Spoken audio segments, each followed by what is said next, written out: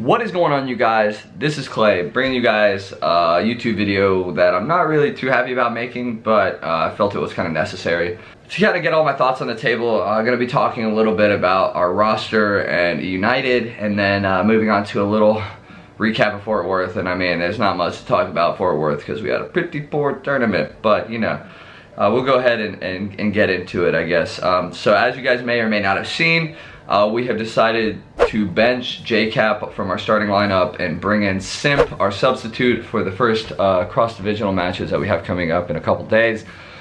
And you know, it sucks. Like, I really wanted our original team to work out. I mean, we got second at Vegas, we were second in the league, and it kind of sucks that it all ended up this way. And I kind of just want to put something out there that, like, everybody seems to be trying to pick a side here. Like, are you on Clay's side or are you on Cap's side? But like, from my perspective, I still haven't done anything but try and be a better teammate and try and be a better player and try and be a better leader. And I genuinely have been working on myself harder than I ever have these past 3 weeks or so.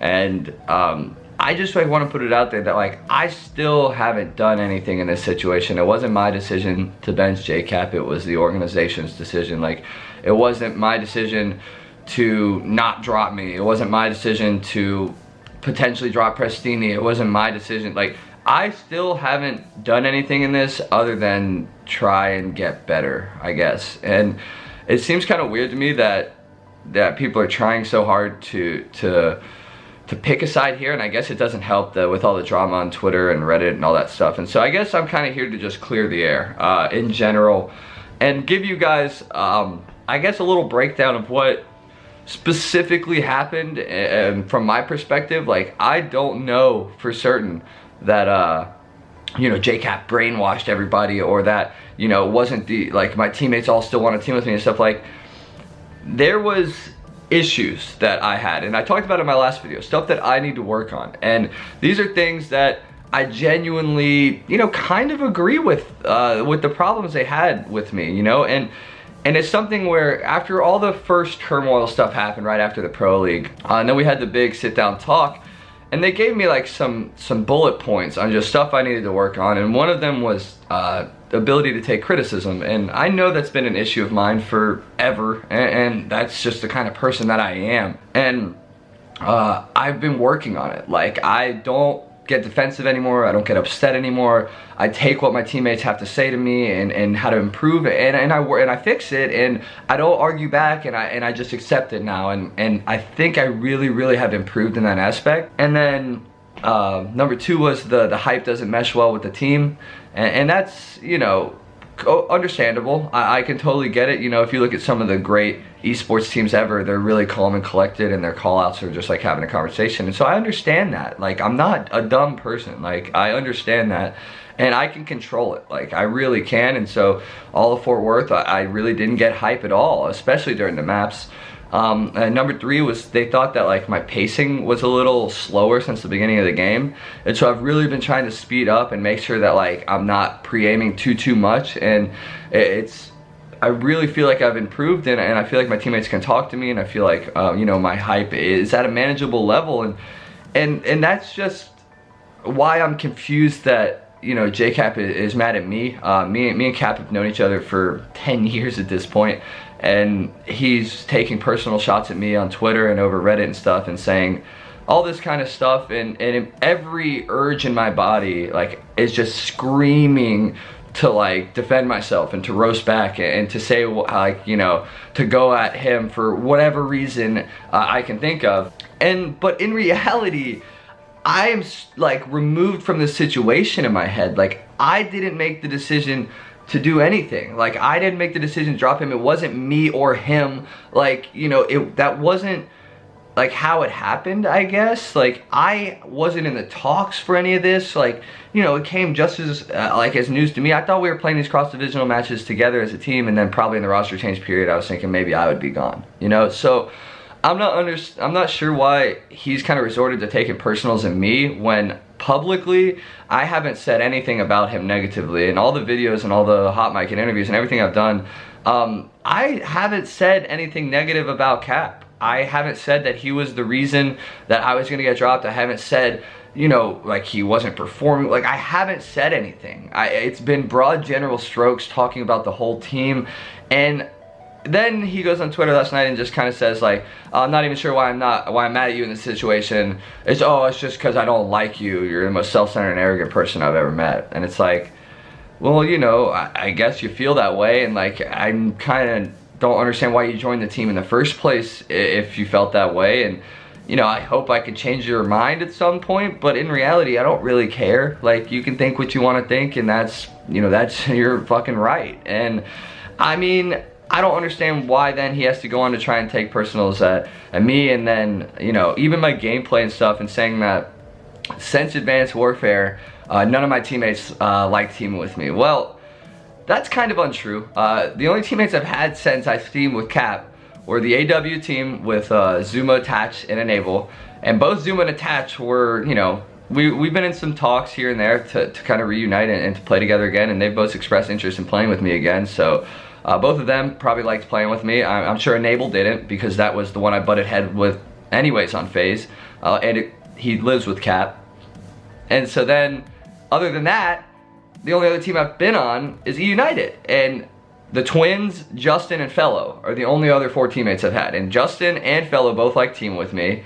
I assume the Twins like team with me. I know Alec does at least. And so then that just leaves Preston and Enable that maybe don't like team with me. And out of, you know, all of the teammates I've had since him. And so that's kind of unfair for me to say, or for him to say, and I feel like it's unfair for him to kind of come at me in that way. And I'm still not gonna to go into on him. Like I said, every urge in my body wants to, but in reality, I just hate the like slanderous stuff kind of going around and kind of attacking my character and giving broad generalizations that like the entire pro scene hates me. Like, that's just simply not true. Like, I mean, I can understand why some people would have some issues with me, especially a lot of Cap's friends, because that pro clique is a lot weird, like not weirder, but they're just a clique. They're a clique of friends and inside of a space. And it's natural that if a couple of them don't like me, then it's just, you know, self-fulfilling prophecy. It just goes in a circle. And I'm just like in a situation curious as to why like it's all directed at me. And I guess it's just like what the COD burner says, and Cap is kind of getting mad at me for what the COD burner said, and I guess like that's not my fault. I'm not the COD burner. I'm not the COD burner. And I have never leaked anything to him. I've never leaked anything to any Intel account. If anybody knows me, if anybody watching this video knows me, if you're a friend of mine, you know I wouldn't do that. I would never betray any of my friends like that. I value friendship over everything. And I truly feel like I've been making steps to improve myself as a player and be the player that my teammates want me to be. And I'm still getting kind of like shamed for it. Even when I'm getting kind of like criticized for trying to get better, or I'm not even getting credit for trying to get better. And yeah, I might be, you know, a bad teammate sometimes, but the only person I was a bad teammate to on our team was Cap. And I talked to him about this at length, where, you know, he wouldn't, I'd call a play call and he would just go, no, I'm doing this, and he would do something completely different.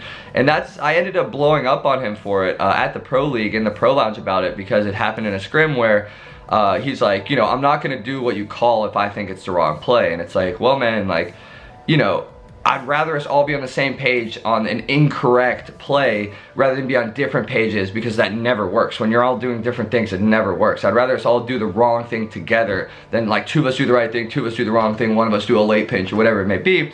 And I kind of blew up on him, and it was only kind of directed at Cap, and I wasn't a bad teammate to the rest of my team, and I really feel like they could talk to me if they wanted to, and it was a lot of like tone of voice and egotistical stuff between me and Cap, and we just didn't see eye to eye. And like, that's okay. Like, that's not the end of the world, and it happens, especially in competitive sports and esports. And I just kind of like wanted to say that, because like it's not like I was, you know, talking to eUnited like, yo, you need to keep me for my followers. Like, if I had been, you know, performing poorly, say I drop a 0.7 every event, I would be asking eUnited to bench me. Like, if I've been performing super poorly, I would understand that, like, okay, I'm out of here. I feel like I've earned my spot on this team. not only with my gameplay, but with everything else. And I really feel like it's overblown that this is kind of like on me, and that like I'm the reason that this team is, you know, not succeeding, and that the only grand finals we've been to has been with Cap. And it's like, well, you know, like, sure, you can attribute some of our success to him, but you also got to attribute some of the success to the Twins and to Abizi and to myself and to it being a new game and us being hungry. And so I just wanted to go ahead and like kind of give my thoughts on that, because I really feel like it's unfair to me that it's all been coming down to like a me versus him type thing, when I don't have anything against Cap. I really don't. He doesn't like me, that's cool. I guess we're not friends anymore. But like, I don't hate him. I don't despise him. I didn't try and get him dropped on his neck. Like, I wasn't sitting there scheming behind his back. I didn't do any of that. And so I'm just confused as to why all the hate is getting directed at me, when in reality, if anybody's hands are clean in this situation, they're mine. And so I, you know, wish him the best of luck. I'm not gonna stoop down and try and fire back, and I'm trying to improve myself in that aspect too, like being better on social media, and being better on Twitter, being better on Reddit, being better in this YouTube video. Like, I'm trying to become a better human being, and I feel like I shouldn't be faulted for that, you know. This shouldn't be a negative that I'm trying to maintain a calm head and not just, and I'm trying to resist every urge in my body that's telling me to roast. And so I guess that's just my side of things. Like, you know, I'm sure Cap had a hand in trying to get me dropped, but I don't think he was the sole reason. I think, you know, me and the Twins have, you know, we've been together for almost 2 years now. I'm sure there's some lingering stuff there. So, like, I don't feel like he's the sole reason, and that's why I don't hate him. Like, I mean, if I was the one being dropped, you know, who knows? Maybe I would be popping off. Maybe I wouldn't be able to be this calm, but I have my spot on this team, and I'm here to earn it. I'm here to work for it, and I'm here to perform for it, and that's simply it. And I'm just here to try and play COD, guys. Like, and you guys all want these storylines, and you want all this drama, and I understand it, and I get it. But in the end, I mean, I just feel like this whole side picking thing is kind of blown out of proportion.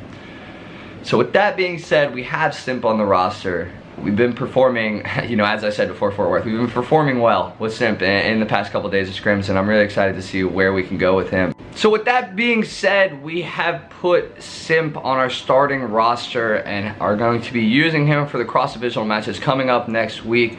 Really excited to have Simp on the squad, and really excited to see what him and Abizi can do with their submachine guns. Gonna move Prestini to a Maddox with me and just have Alex stay on the ICR. We've been playing relatively well in scrims recently, but, you know, I said that before Fort Worth as well. And, you know, it sucks. Like, in a way it sucks. You know, I thought we had something special with the first team. It kind of sucks that the environment kind of got shot, and that we performed so poorly. But you kind of look at everything in a, like, as a fly on the wall, and it's like, even if none of the inner turmoil had happened, even if none of the BS happened after the Pro League, we would still, as a team and as eUnited, have to be having a conversation or be thinking about dropping somebody who's been performing super poorly. You know, that's one of the reasons we dropped Silly, and, you know, it's just, you can't drop numbers like that 3 events in a row and expect to maintain your spot on a Pro League team. And I think that that's the major point that I have in all this, is that in the end, this conversation would still be happening even if all the BS didn't happen. You know, like, this would be something that would potentially be a move without all the toxicity and the inner turmoil and apparently the disliking and hating of teammates and stuff like that. Like, this would still be happening. So just kind of wanted to get that out of the way for you guys, and I guess we'll move on to the Fort Worth recap. For us, it's pretty bad. I mean, LG, Luminosity, they won the tournament, found the Rampart before everyone else as well. That gun is actually disgusting. I'm gonna be surprised if we're gonna still use it here in these upcoming weeks. You know, double FMJs for sure not gonna be allowed, but you know, the actual gun might be able to stick around depending on what kind of meta we want inside the game and stuff. And I think it currently has a place. I think it's actually a tad too strong in my personal opinion. It's a little too strong, but there's not really ways to make it weaker without just making it irrelevant. So, you know, congrats to Luminosity. runners-up Splice, and I think third place Reciprocity. So, you know, there was a really great showing from the European players this event. I mean, Dylan Cott absolutely went off. Like, the only team we beat was actually Reciprocity. And, you know, kind of give you a recap of our weekend. We, you know, got there Friday, playing a little bit in the back, feeling confident against Envy.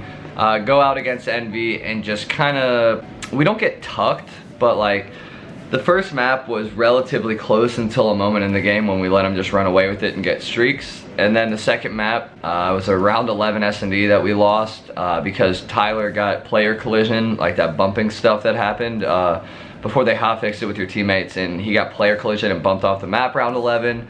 And then going into the Seaside Control, we were up 2-0 and ended up choking a 2-0 lead. So not the best way to start a tournament for us. We were all pretty upset about that, but we knew we had to bounce back versus Reciprocity and Optic, and we could still make it out of our pools if we won our next 2 matches.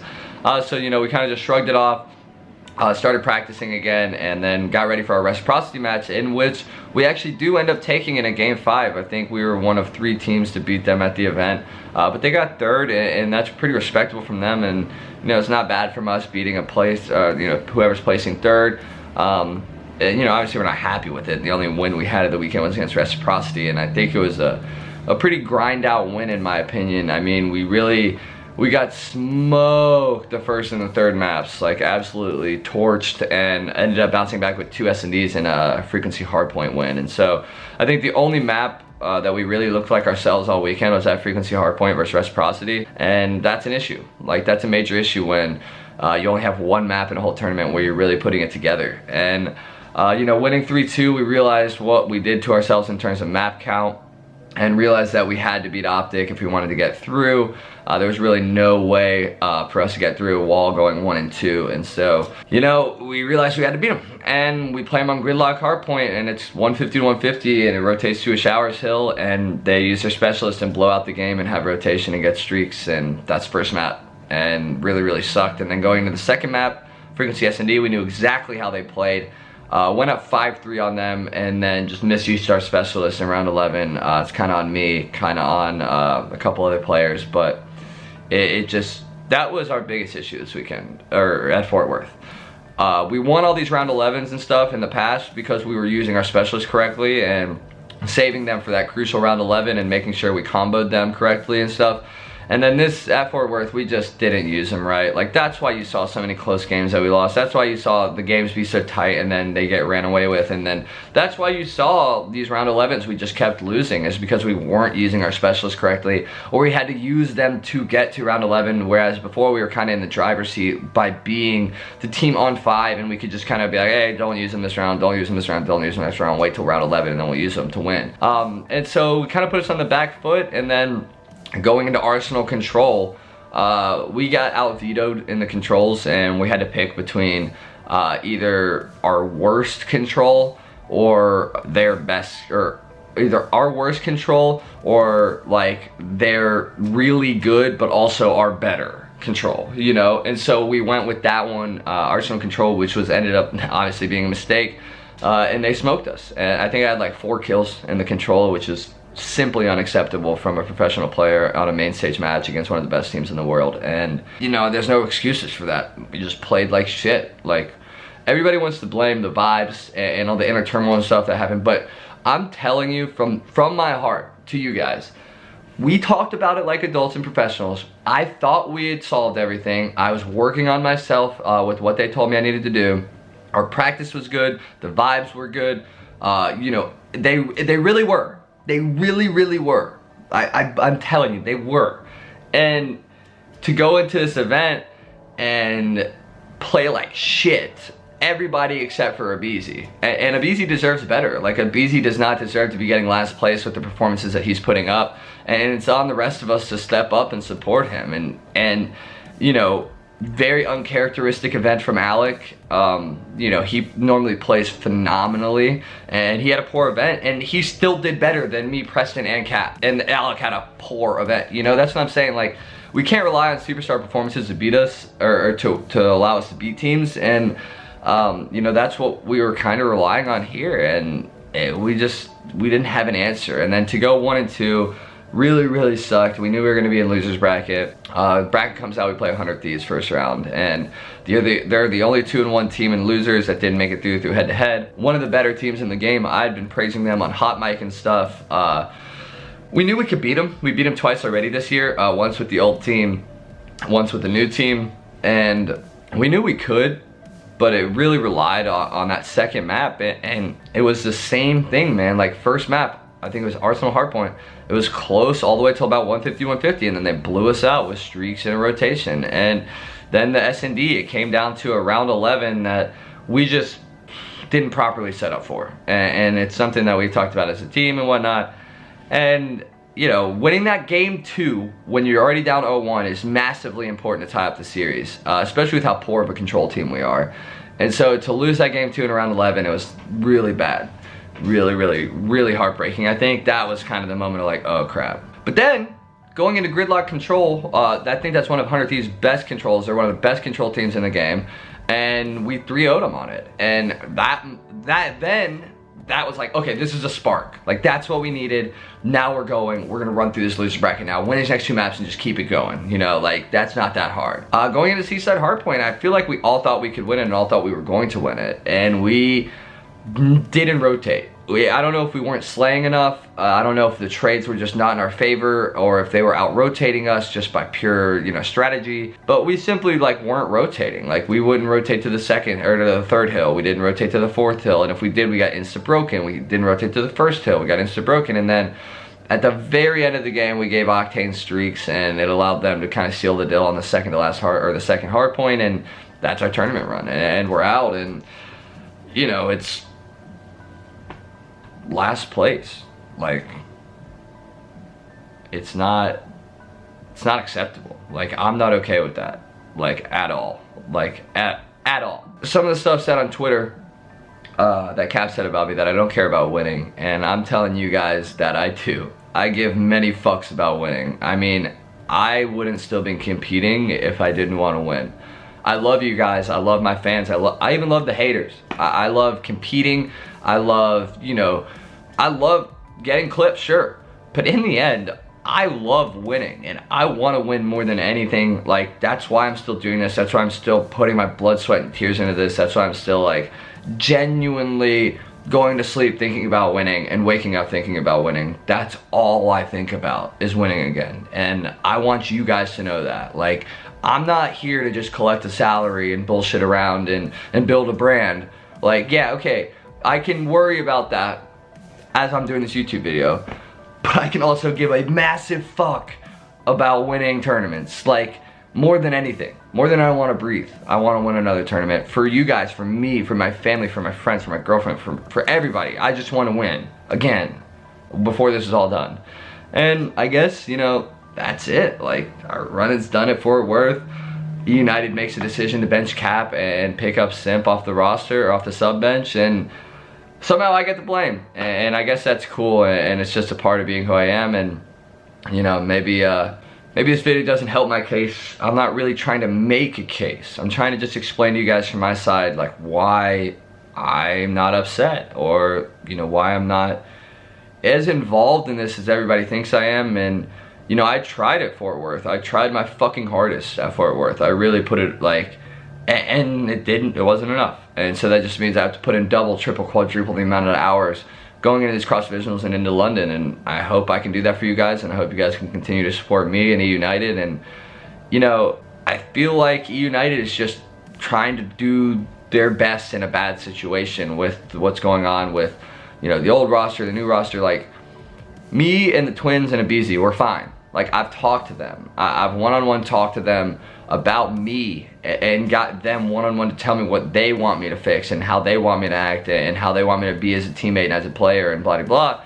And I'm there for that. I'm open to that. I'm open to changing. I'm open to morphing. I'm open to whatever they need me to be. I'll be that teammate for them. And we're good. And I don't want anybody to think otherwise. I don't want anybody to think that there is still turmoil. Like, in the end, the Twins are like my brothers, bro. Like, the amount of ups and downs I've went through with those guys is insane. Like, some of the best moments of my COD career have been with them. Some of the worst moments of my COD career have been with them. Like, even if they didn't want to team with me, they would still be like brothers to me. Tyler's disgusting. He barely knows me. Like, and so I don't even really like, Tyler doesn't know who I am really as a player, as a person, or anything like that. And you know, we've talked about it and we're good. And I hope you guys still support us. I hope you guys still are there for us. And we'll see you next time. Much love, everyone. Peace out.